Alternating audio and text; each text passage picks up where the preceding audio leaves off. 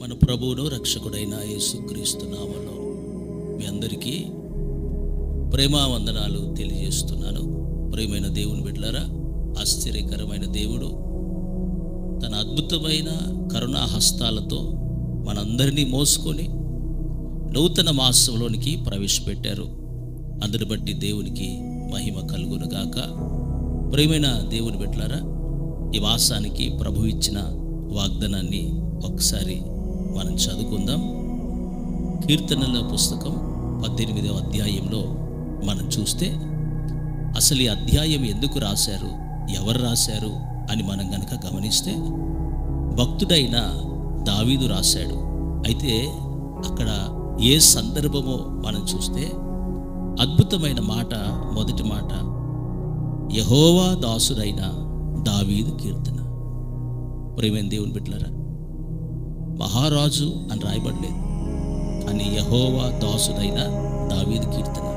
అయ్యా, ఎందుకు రాస్తున్నావు ఈ కీర్తన అంటే దావీదు అంటారు, నా శత్రువులందరి చేతిలో నుండి, తర్వాత మిత్రులుగా భావించిన, ఆప్తులుగా భావించిన, నా అన్నవారిగానే భావించిన సౌలు చేతిలో నుండి యెహోవా నన్ను విడిపించిన దినమున నేను ఈ కీర్తన రాస్తూ ప్రభువుని స్తుతిస్తున్నాను అంటాడు.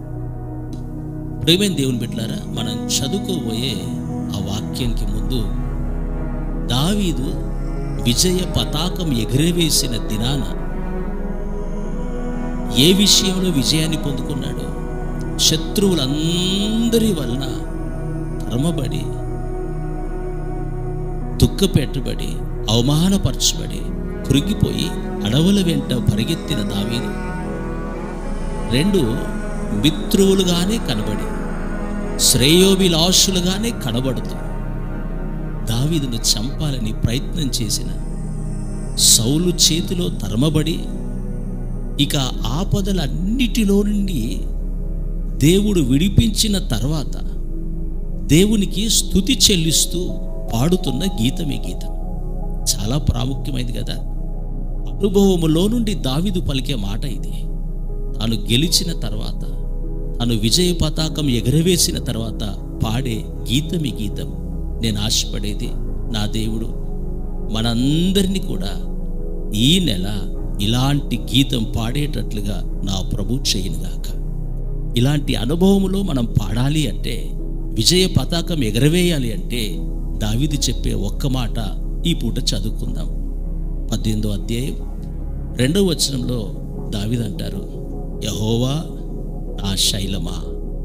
దావీదా, నీ జీవితంలో విజయ పతాకానికి కారణం ఏంటి?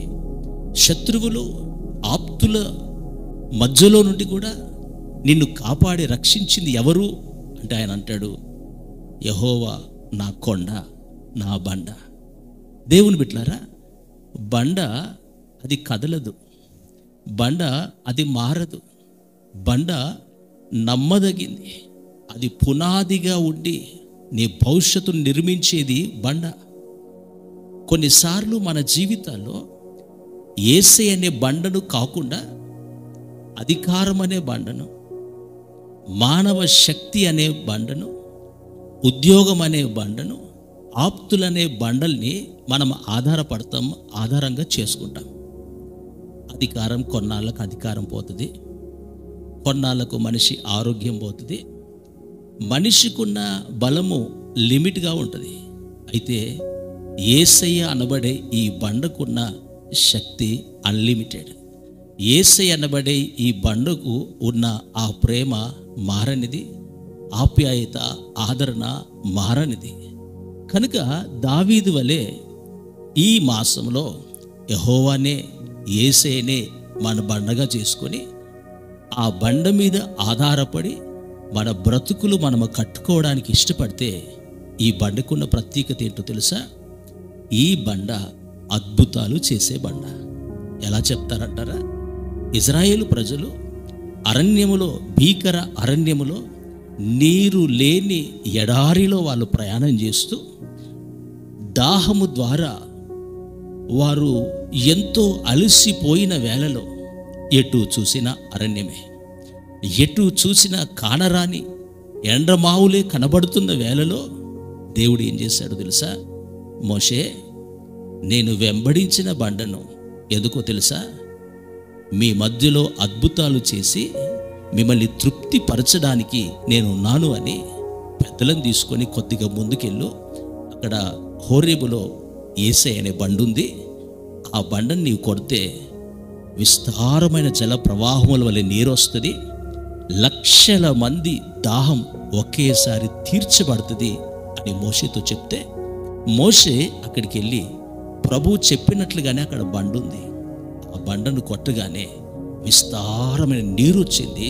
వాళ్ళు త్రాగి తృప్తి చెందినట్లుగా మనం చూస్తూ ఉన్నాం. దేవుని బిడ్డలారా, ఆ నీరు గురించిన వివరణ, నీరు గురించిన విశ్లేషణ, వర్ణన ఆసాపు అద్భుతంగా చెప్తూ ఉన్నాడు. ఎక్కడంటే 78వ కీర్తనలో మనం చూస్తే ఆయన అంటాడు, వారు దప్పికొని అలసిపోయినప్పుడు బండలో నుండి సముద్రమంత సమృద్ధిగా నీళ్లు ప్రవహించినట్లుగా అక్కడ వర్ణన ఉంది. దేవుని బిడ్డలారా, సమృద్ధి లేక అరకొర బ్రతుకులతో బ్రతుకుతున్న నీ జీవితంలో ఎందుకు ఆ పరిస్థితి తెలుసా? సముద్రమంతా సమృద్ధినిచ్చే బండ అయినా యేసయ్యని నీవు బండగా చేసుకోలేదు. మనిషి ఎంత సహాయం చేస్తాడు, నీ తెలివితేటలు ఎంత సహాయం చేస్తాయి, నీ నాలెడ్జ్ ఎంత, అంత జ్ఞాని అయిన యేసయ్యనే నీకు బండగా ఉండడానికి లోకానికి వచ్చి ఇజ్రాయేలు ప్రజల్ని వెంబడించిన బండగా ఉన్నాడు కదా. పౌలు భక్తుడు చక్కటి మాట కొరింథీ పత్రిక 10వ అధ్యాయం 4వ వచనంలో మాట్లాడతాడు. ఏంటంటే, ఆయన వెంబడించిన బండ. దేవుని బిడ్డలారా, ఆ బండ యేసు క్రీస్తు అని స్పష్టంగా అక్కడ మాట్లాడుతున్నాడు. అరణ్య యాత్ర, ఆత్మీయ యాత్ర చేస్తున్న మన జీవితంలో తృప్తి లేని అనుభవాల కారణం ఏంటో, అసంతృప్తిగా బ్రతికే కారణాలు ఏంటో మనం చూస్తే, కదిలిపోయే చెదిరిపోయే మానవ శక్తుల మీద ఆధారపడి సమృద్ధిని, తృప్తిని అనుభవించలేకపోతున్నాం. అయితే నీకు శుభవార్త, నిన్ను వెంబడించిన బండ ఈ మాసంలో నీకు అండగా ఉండునుగాక. ఇది అద్భుతాలు చేసే బండ.